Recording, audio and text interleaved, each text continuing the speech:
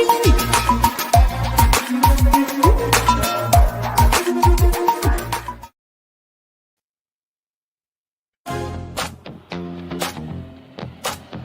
yeah.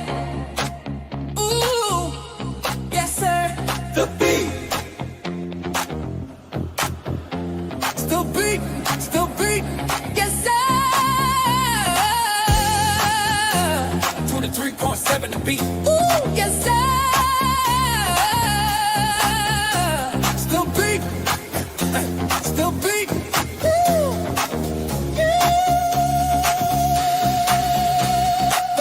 Straight talk, straight talk, ooh yeah, straight talk, oh yes sir, with DJ Hilson.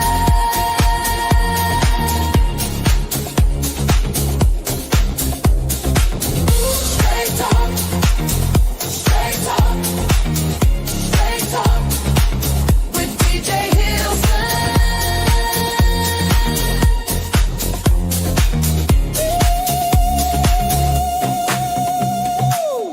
Straight talk, oh yeah.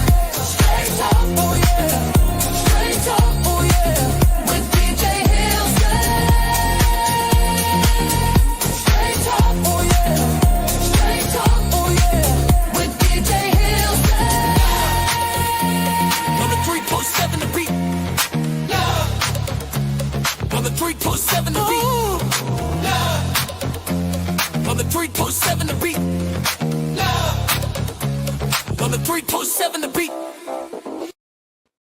Hey, Muskegon, good afternoon on this, I'll say blistery hot summer day, but it's gorgeous outside. I don't know about you, PA, but I love the heat. I just, even when I have to wear a suit, it doesn't really bother me all that much, but it's a gorgeous day today. Gorgeous day. Hope everybody's had a good day up to this point. Looking forward to our conversation this afternoon, as always. Yeah, love the heat, GJ.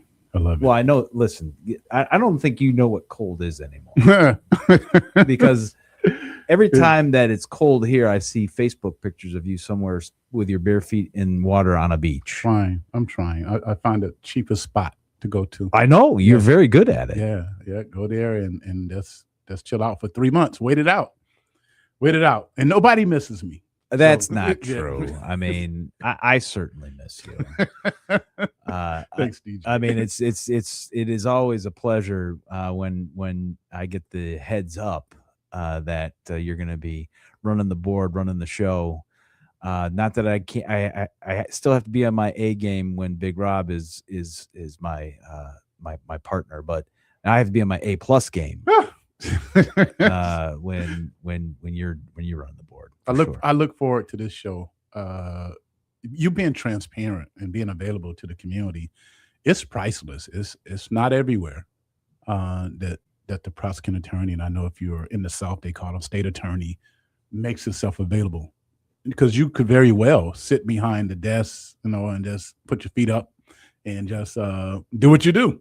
Sure. But you chose for how many years now? 10? Well, it's good. It's 13 now. 13 years. 13. Yeah, 13 years. And that is priceless. So if you can do that, I am honored to be here to ask you questions because it's always questions, right? There's always stuff going on. Always questions. Unfortunately, Yes. there's always stuff going on. Yeah, well, of course, yeah.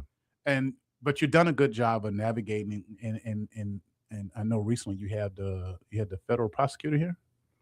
Yeah. We had the U.S. Attorney for the Western District. We had a little press conference about a week ago that I know Big Rob had attended on behalf of the beat. And yeah, I mean, it was something that he actually called me and said, "Hey, would you be interested in doing something like this?" And I said, "Sure." I mean, anytime I think that we can show the partnership between his office and my office, I think it's really important because a lot of times people don't understand that there are two separate.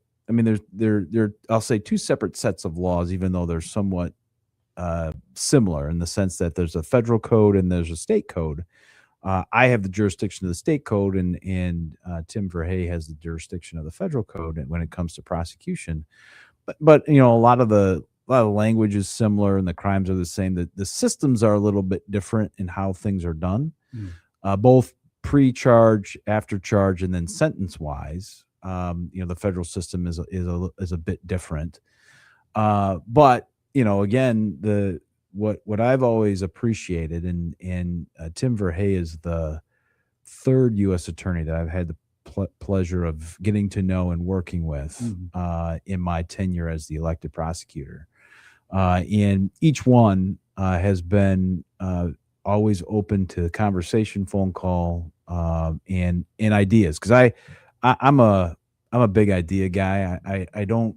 A lot of times I don't think about the details. I like the big idea, and I've had the opportunity with all three of these guys in my career to have that meeting where I get to meet with them one-on-one with their staff and talk about kind of my vision of how I think the federal government, including federal law enforcement and federal prosecutions, can help make our community safer. And they've always been willing to listen. Now, I've been disappointed in sometimes the inaction that happens, but again, I try to appreciate and recognize that for me, buck stops with me, right? If I decide to do something, I'm going to do it. Well, with the U.S. attorneys, this is true across the nation. Their boss is the attorney general. And so they've got to go through a series of red tape in order to get approval for something. I don't have to do that. I don't have necessarily the same approval process. And so I try to appreciate that. But, I've had an opportunity now to meet with him.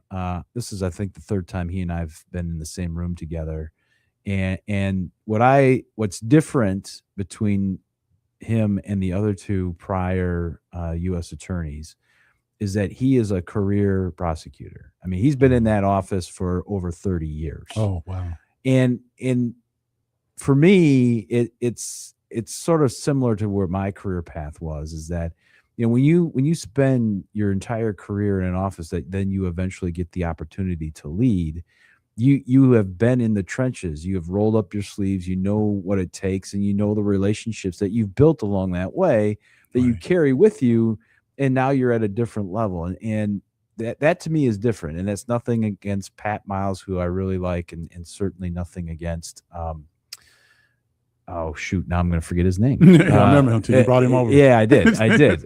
But he was cold as ice. Yeah, those guys, they were appointed, but had really never. They for sure never career prosecutors. Okay. And so there is a difference, in my opinion. And so, when he called and said, "Is this something you'd be interested in?" I said, "Absolutely, let's do it." And then we worked through how we wanted it presented. And for me, it was making sure, again, the community understands that there is that partnership, which didn't just get formed last week. It's been formed over time.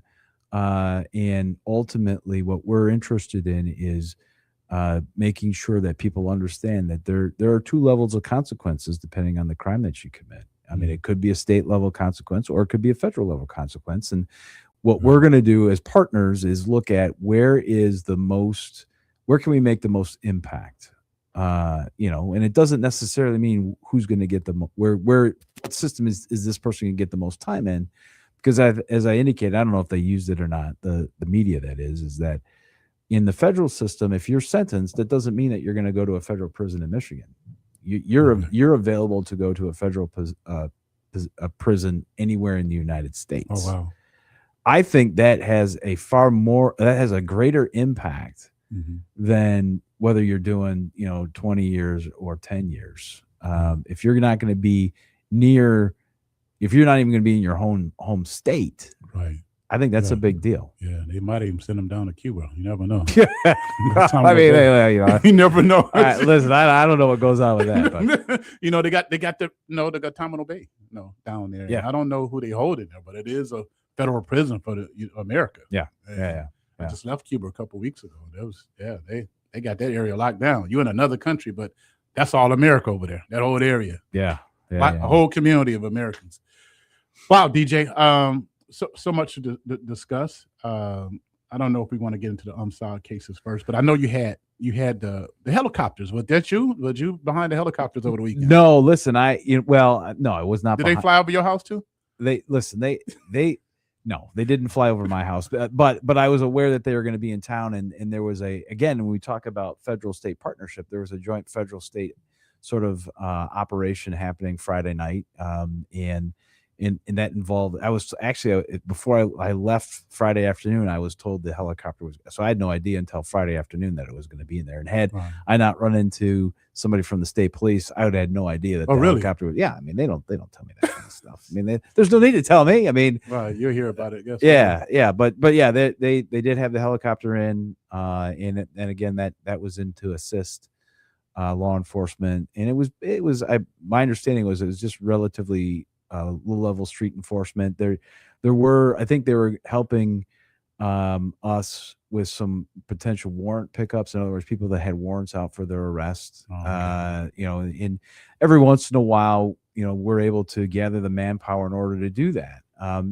Because it may surprise people, but when people have warrants for their arrest, they don't necessarily make themselves available or turn themselves in. I mean, they stay out there. They stay out there, yeah, with the warrant hanging over their head. And so sometimes we're able to put together some resources with the sole purpose of, just knocking on some doors, shaking some bushes a little bit, and rounding up those folks that have warrants for their arrest. Oh, so this is like a fugitive team out there this week. Yeah, I mean, it was like I said, that was one of the purposes of what was happening over the weekend. Okay, what you think it was successful? I know that at least from my standpoint and some of the things that I'm working on, that there were a couple individuals that were apprehended that we had been looking for a minute, and that was helpful. That was helpful. Now, the police department also has drones now, right? Big drones. Yeah, a lot of departments do. I know the city of Muskegon does. I know the state police does. I think Norton Shores does as well. I'm not sure about Muskegon Heights, but what's interesting about those drones is that, it's not like the drones that you go into Best Buy and pick up. Right. These are serious flying machines that actually you have to be trained at a federal level. I mean, you almost have to have a pilot's license to fly these things. Okay. So it's a specialty that you as a pilot are trained on. But yeah, I mean, as we look at technology and what it has to offer, that is a nice enhancement. And where I've actually personally had it used is crime scene photos. So, for example, on a couple of traffic crashes that I worked on as the prosecutor. They would fly over and they would take pictures of the area, and in an aerial view of the intersection or the street is a nice piece of evidence to look at. And in particular, if you're looking at maybe debris pattern or skid marks or whatnot, it does help tell the story. And so on at least 2 occasions, I've had a drone that has taken crime scene photos for me. Well, I think I've seen robots clear crime scenes too, go inside houses. Inside a house that you don't know if it's the person inside there or not. Sure, for safety purposes. Do we have that yet here in Muskegon? I think the state police have robots. Typically, you'll see those with bomb squad. Right. Yeah, they'll roll up on a device, and again, it's like you indicated, it's far easier to replace a piece of machine than it is a human, and so. It is for safety. But I'm almost positive that the state police and in their various posts have access to those types of robots. Whether our local departments do, I guess I don't know the answer to that question. I don't think so, but I don't know for sure. Well, we got an online comment. Benita Thurgill says, family unfortunately serves the sentence as well. Travel, phone call fees, money for the family, all that. Speaking of the federal sentence. Sure, for sure. Yeah. We're live. If you have a question for DJ, 231-722-8338. We're also live on social media, on our Facebook page and on our YouTube page, 103.7 to beat YouTube. So, and our lines are open. The phones is working today. I checked them out. double checked. If you have a question or comment for DJ Hilson. So unsolved cases, I know there's plenty of them out there, and I know you didn't have enough time to try to get all of them. Of course, Sure. That'll be like a series. Yeah. Any ones particular that you can talk about today? Well, again, it's we were talking off air, and just so everybody knows, PA gave me a call yesterday and was indicating a couple of things. One, that he was going to be here today to do the show, and two, this was a topic he wanted to talk about, and if there was any that I wanted to mention, that he was just kind of giving me a heads up. And what's interesting is, unprompted, because I didn't speak to any detectives. I got an email this morning from one of the a city detective, basically outlining, hey, I know that you go on the beat, and we'd like to, if you wouldn't mind, would you mention this particular case? DJ, he don't tap my phone. Listen, I'm not saying that Big Brother is listening. I'm about to talk to T-Mobile, but I mean, or they tap your phone. Yeah, well, hey, listen, you more important. You know what? Me. Look, there's probably cameras in my office. I have no idea. I'm being monitored 24/7. That's right. But yeah, so I mean, again, I think people recognize, and law enforcement recognizes, when it comes to, and we've talked about this many times on my show. Obviously, information is key. Information is power. It's what moves investigations forward. It's what helps us bring. I hate using the word closure because it doesn't really bring closure, but it helps us as investigators and law enforcement officials to get to the truth of what happened in a particular event, and then more importantly, then hold the folks that are the instigators of that event accountable.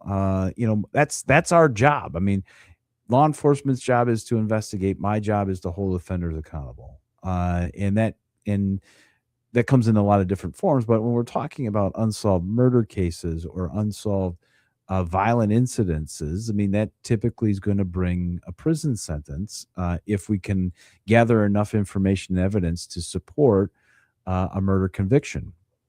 And so I think, for a long time, law enforcement's always recognized how powerful media can be in that, and that's why you'll see often in cases that have been more difficult to solve, you'll see requests from the television, making requests to television media to air a quick story and ask for information. That's why, organizations like Silent Observer exist, because, as I've said many times, at the end of the day, I don't really care whether you want to come to court or not. That's not important. What's important is the information. You can provide that information very anonymously through Silent Observer. And as long as that information helps us move the ball forward, that's what's most important. We'll figure out the rest later.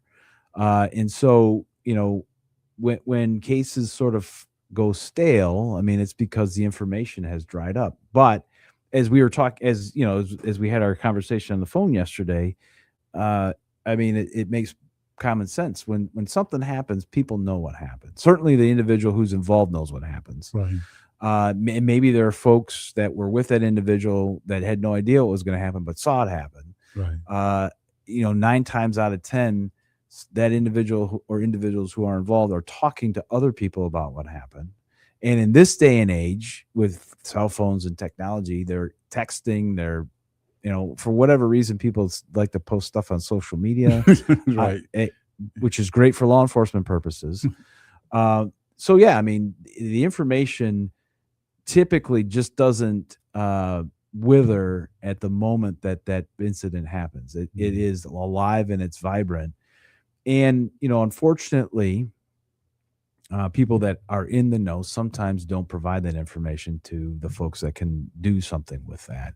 And that's why media, in particular, this radio station and other outlets, are so very important, because I think it's important that we remind people of these cases that are still open, that, are potentially solvable if the right pieces of information come in that help us move the ball forward. And so, again, I just appreciate the opportunity to use this platform to highlight a couple of cases that are at this point unsolved. The one that was emailed to me by the detective, and I apologize for you online folks to have to endure me putting my old man glasses on, but this was actually it's a couple of years old. It was January of 24. Our victim is an individual by the name of Janari Hawthorne, and he was gunned down, and ultimately, law enforcement believes that there are some people of interest that they suspect might be involved, but just they don't have the information necessary in order to kind of push that ball forward. And so this is a case that we're hoping by mentioning it and talking about it, will spur somebody to reach out to Silent Observer, which is 72 Crime, or if you're online, it's Muskegon Silent Observer .org, I think, or .net. And if you have a cell phone, you can download the Silent Observer app for Muskegon and submit tips that way. And again, I understand people are skeptical about using a computer, using a cell phone. I'm telling you right now, whether you call, whether you text, whether you send it via the web, it's entirely anonymous. And you should all know that, because usually when we talk about this, and it's Big Rob who sits on the committee, he's seen the process. He's seen how it works. He knows exactly what happens when somebody calls, texts, or sends it in via the web, and can confirm, in fact, it's entirely anonymous. Wow. And so that this was City of Muskegon, by the way. That was January of 2024? January of 2024. Wow, 2.5 years. Yes. That's a while. It's a while. I mean, it's it's certainly not some of the older ones that we have, but again, from an investigation standpoint, they always talk about the first 48 hours being the most critical, which is, I think, it really accurate.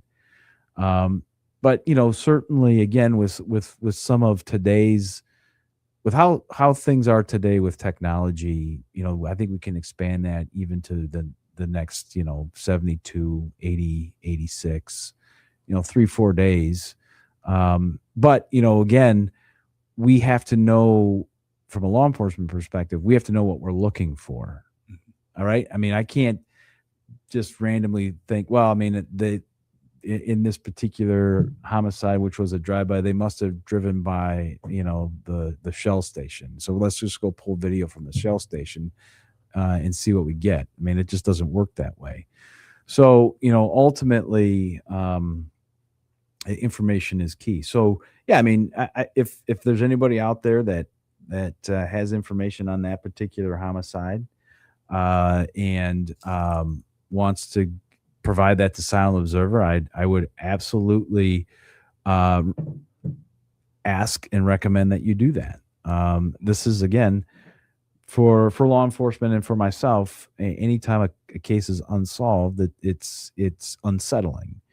And I think what has really been for me, what has been really satisfying is this idea that all our law enforcement partners, even though a case may not be to a point of issuing charges, they don't give up on it. They certainly react to any new information that comes in. And I have been blessed with a staff that carries that same passion and zeal, that it doesn't matter how old the case is, when fresh information comes, or if there's a point where we want to pull something off the shelf and give some fresh eyes to it and give it another shot, we're able to do that.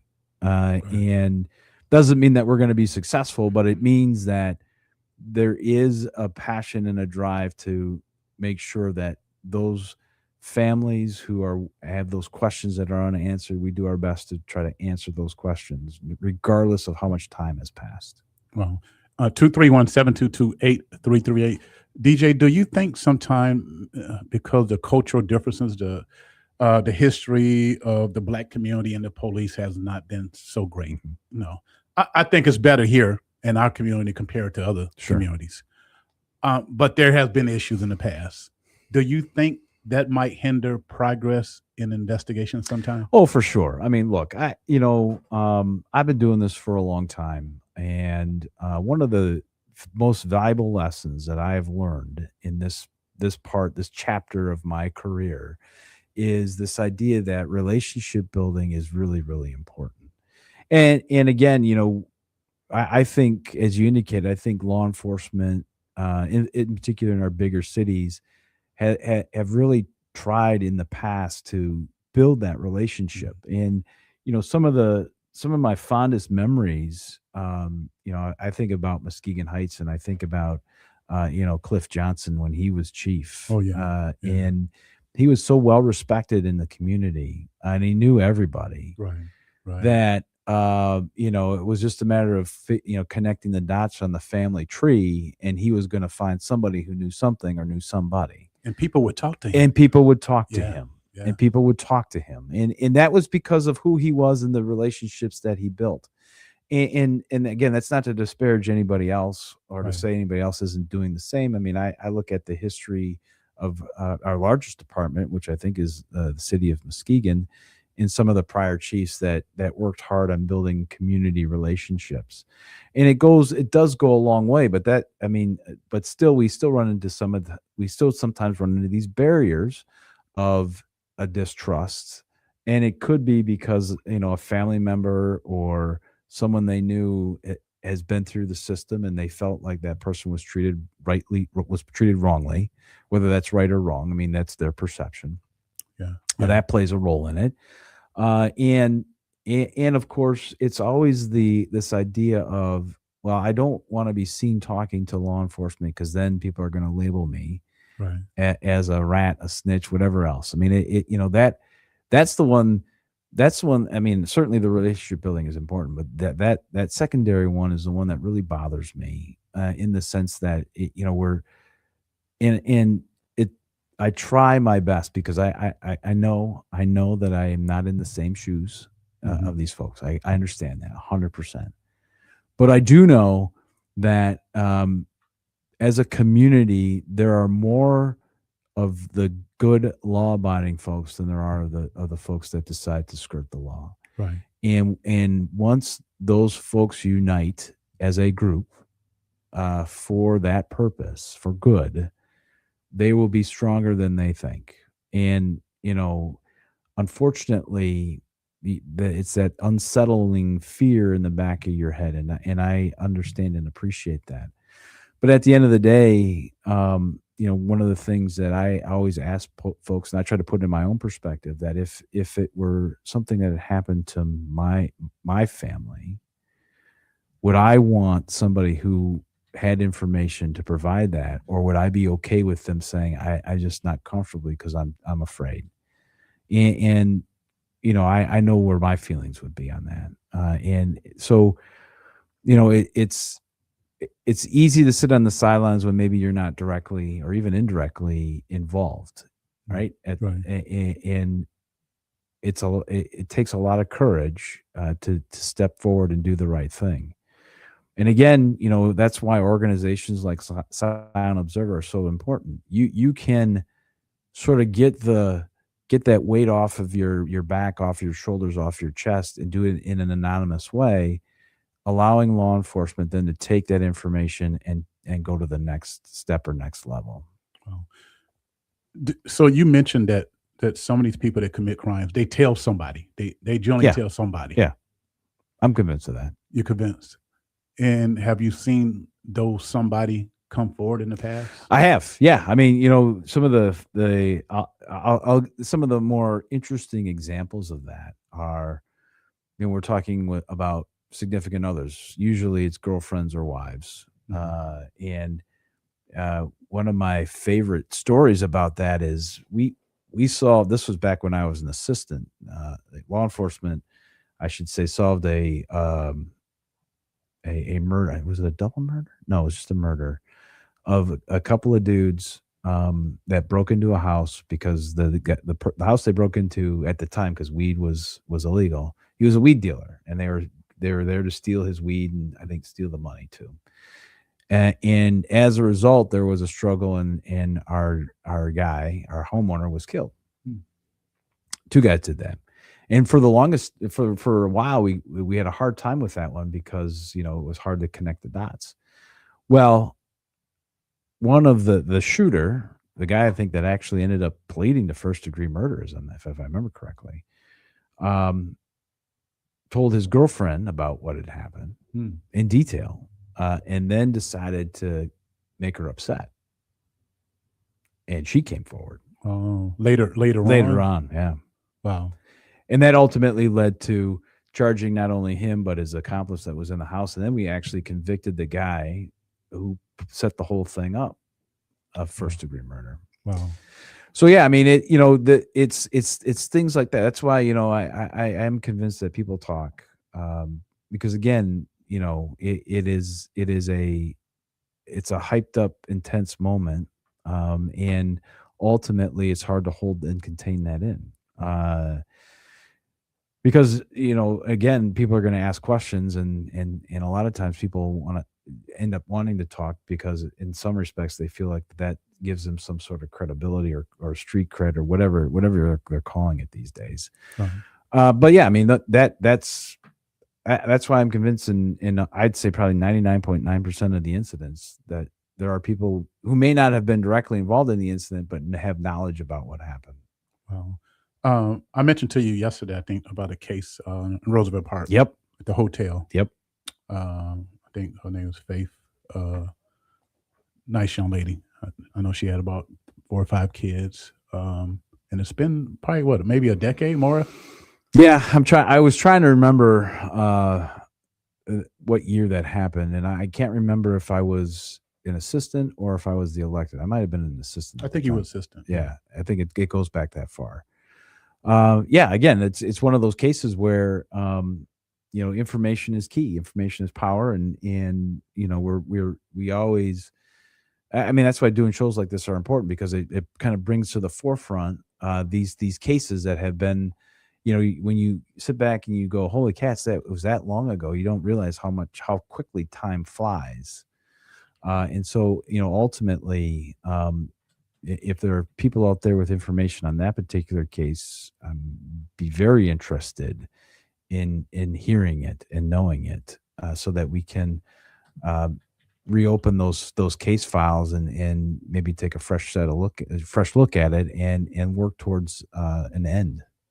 Wow. What is considered like a cold file? What do you consider a cold case? Well, I mean, I think everybody's got their own definition of it. I mean, certainly any case that isn't charged, that is that's happened, any crime or any case that isn't charged is cold. And it becomes I don't think there's a period of time that defines a cold case. I mean, a lot of times you'll see people call cold cases and they're 15, 20, 30 years old.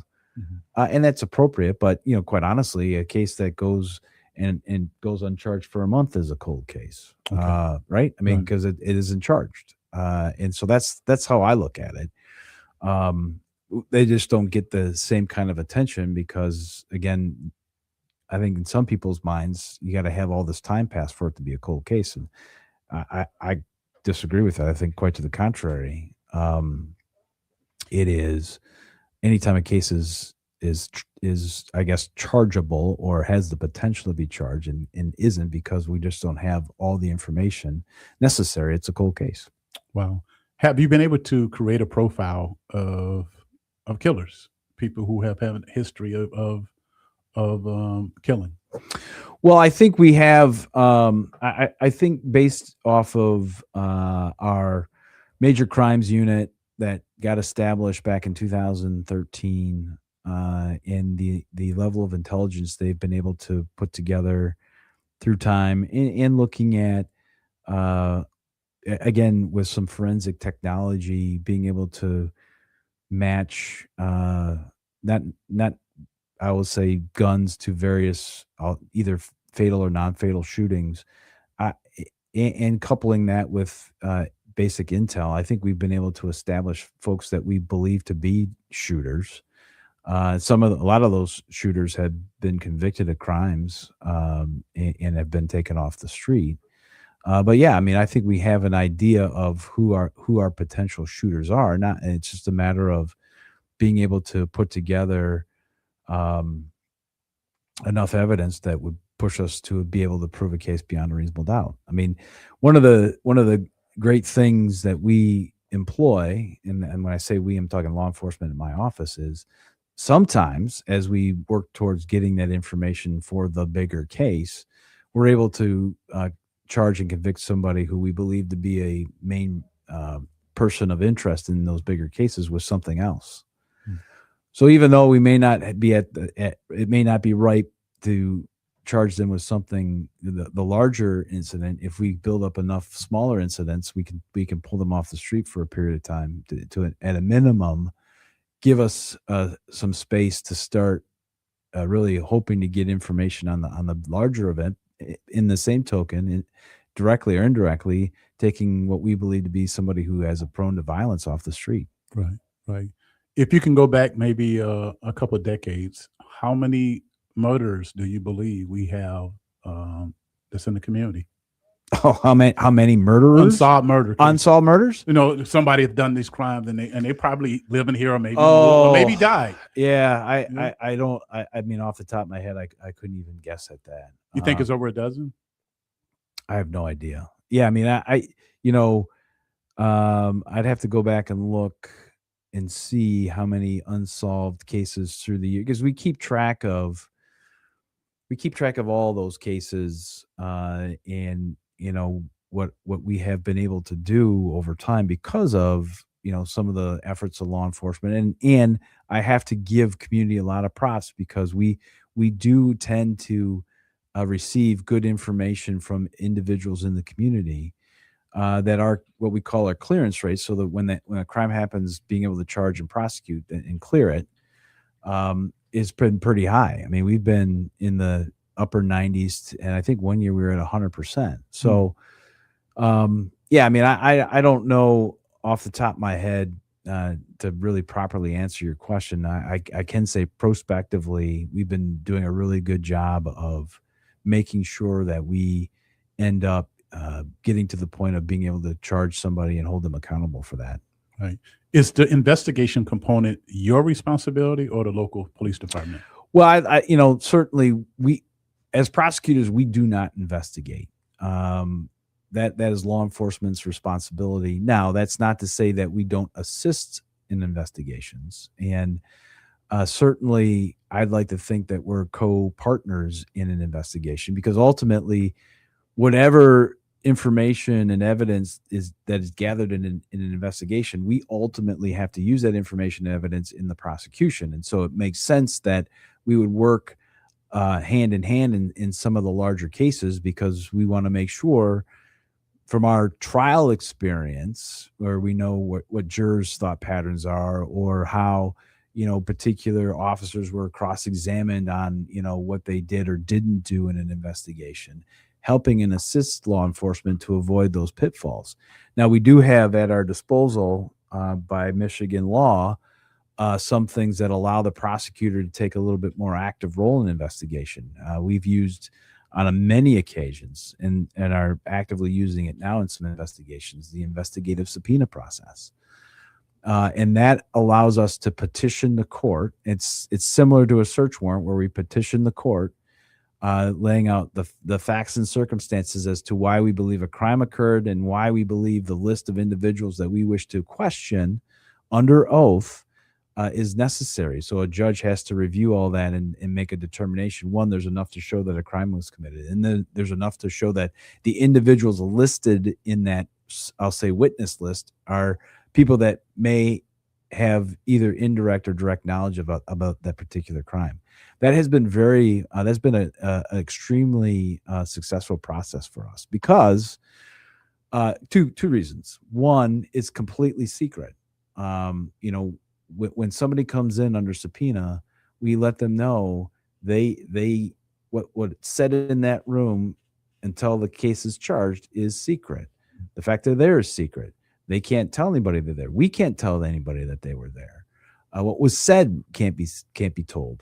And so that's a pretty nice protection. The other thing is that they're sworn. So it's like when you go to court and you take an oath to tell the truth and nothing but the truth. Right.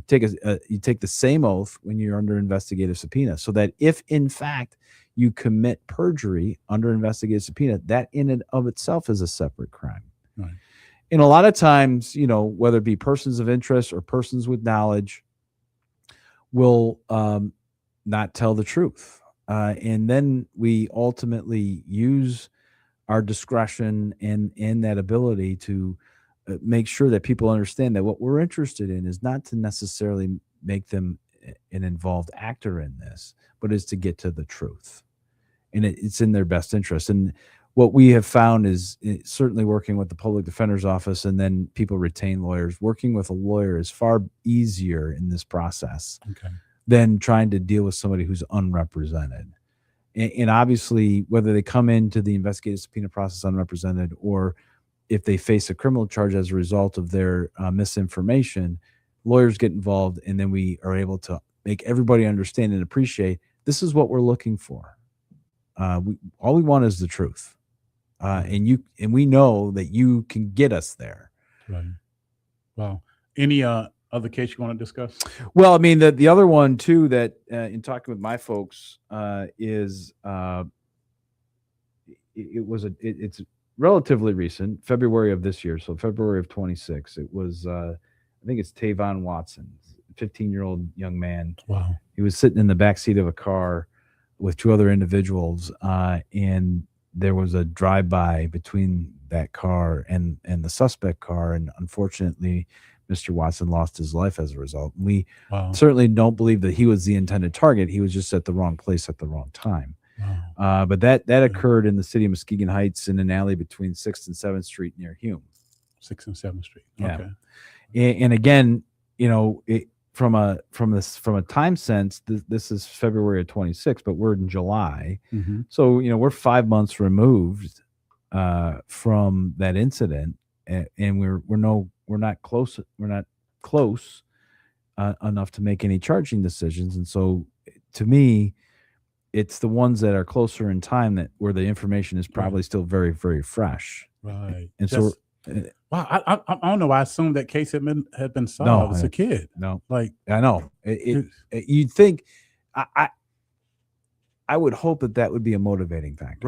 Right. That we're in a day and age right now where a lot of our young people are really are struggling for a lot of different reasons. And as I think I've indicated more than once on my show, we're seeing our offenders get younger and younger, and we're seeing our victims get younger and younger. And this is a prime example. And if there was anything that was going to motivate somebody to step forward and say, hey, listen, I have some information and I want to give it to you, I would think that the loss of a young life, not that the loss of any life is any more tragic or less tragic than anybody else, but a 15-year-old young man, who, again, had nothing to do with the circumstance, lost his life. Did it happen in the daytime? No, this was a nighttime event, if I'm not mistaken. Okay. And this is, you said February? February of 26. February of 2026, 5 months ago. And are they close? Not even close? From what I remember from the initial investigation, there were a lot of conversations, in particular with the individuals that were in the car with our deceased young man. And, I can say that the information provided didn't get us anywhere closer to being able to make a charging decision. Do you believe that the folks in the car probably knew who the other people might be? I have this, whether it's naive or not, I always have this sense that, especially when we're dealing with the small pocket of turf war, whatever you want to call it, that individuals know who they know who their friends are and they know who their enemies are. Okay. Right. And people do everything they can to sometimes wear masks and all that other stuff, but cars look familiar, maybe some clothing looks familiar, a way a person's eyes look can be very familiar. all that, even if you're sort of kind of speculating a little bit, that's still important information. It helps us at least eliminate, let's say, somebody who may not be necessarily involved. But now we can put that to rest because Right. we've done our due diligence there, and that's not the direction we need to go. We need to go in a different direction. Wow. And so that information didn't get you anywhere. No. Wow. And it's probably a short list of people people know who don't like them. I mean, like, For sure. probably want to kill them. That's For- very I mean, I would hope Yeah. that was a short list. yeah. You would think that's a short list. And 5 months later, we don't have arrests in a city so small. Right. Do you think the perpetrators were from this area? Oh, for sure. They're from here. Oh, I'm convinced that they are. I don't think this is a outside in type of deal. It's pretty rare that happens. We've had it happen on a couple of occasions, but Mhm. it's pretty rare that happens. So someone in Muskegon is responsible for the murder of this 15-year-old kid who had nothing to do with a beef between other folks. As far as we know, it had nothing to do with it. It was in the backseat of a car. That's it. Wow. Well, you got any questions for DJ? 231-722-8338. Muskegon, what do you think? What do you think about solving homicides?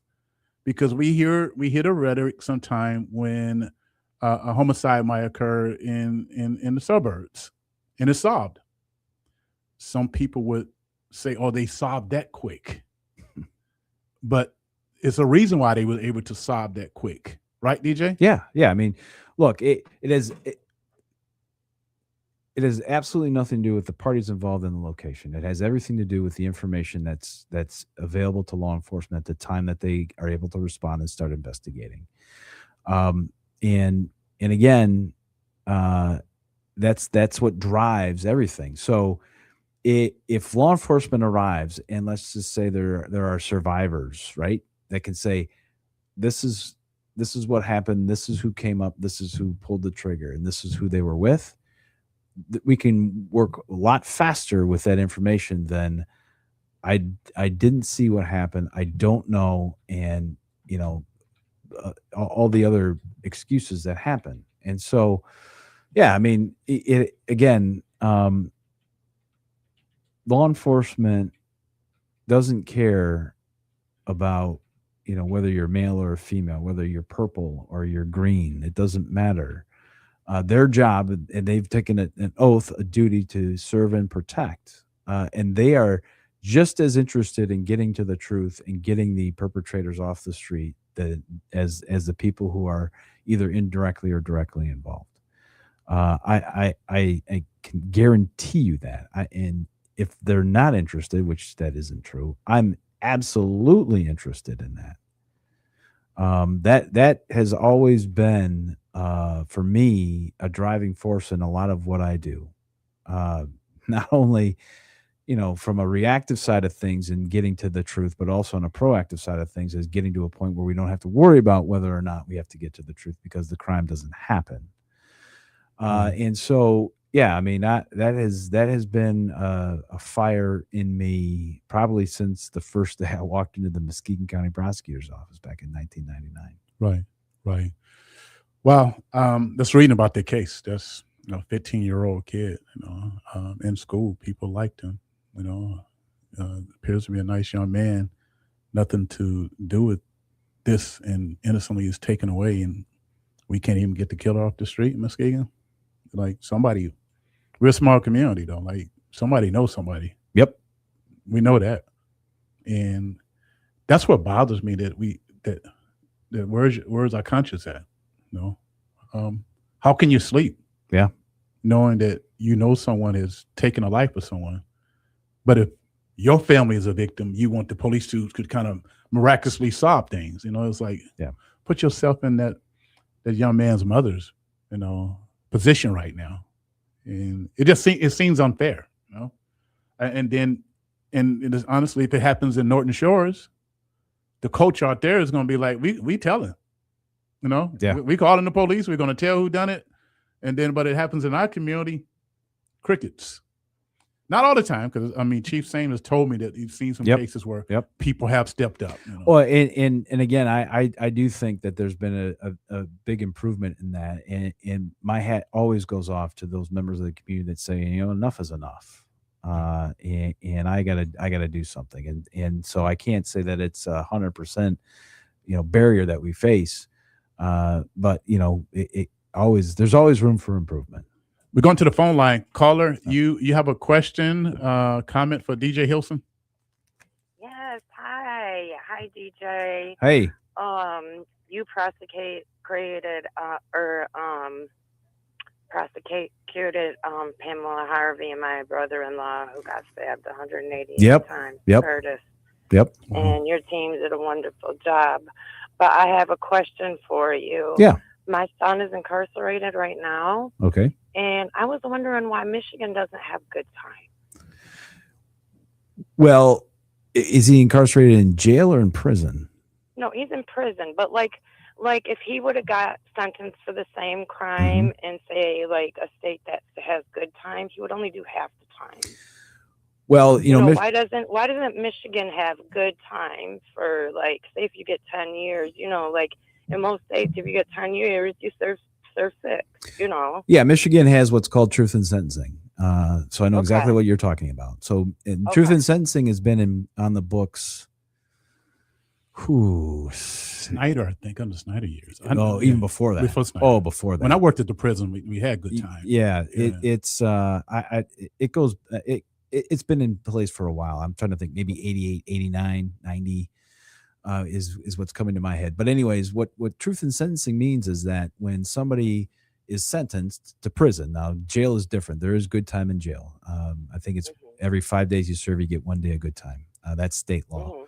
But in prison, under truth in sentencing, if let's say you're sentenced to 2 years in the Michigan Department of Corrections, you're going to do that entire 2 before you see the parole board.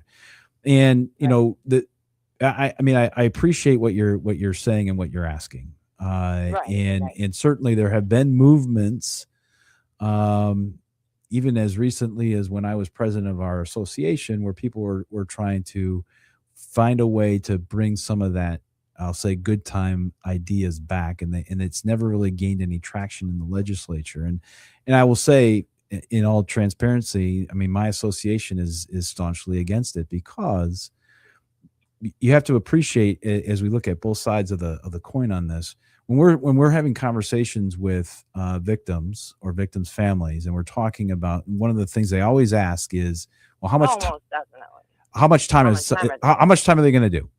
And we can say with confidence, here's the guideline range. Here's what the judge has to work with. And so they could sentence anywhere within here, but understand that whatever that first, oops, there we go. I hit my microphone. I apologize. Whatever that first number is, that's the number they're going to do before they see the parole board. And so there's some certainty. There's certainty for victims and victims' families, and there's certainty for the defendant who knows this is the time I'm going to do. Right. The problem is even in those states that you're talking about, what happens is that the system finds a way to adjust. So to your point, if somebody gets let's say hypothetically somebody gets a 10-year sentence, but because of good time they're going to serve 6. Well, if I want that person to serve 10, now their first number isn't going to be 10 anymore. It's going to be 15. You understand what I'm saying? And so there'll be an adjustment there. And I don't know that that's necessarily fair on either side, because it creates that uncertainty.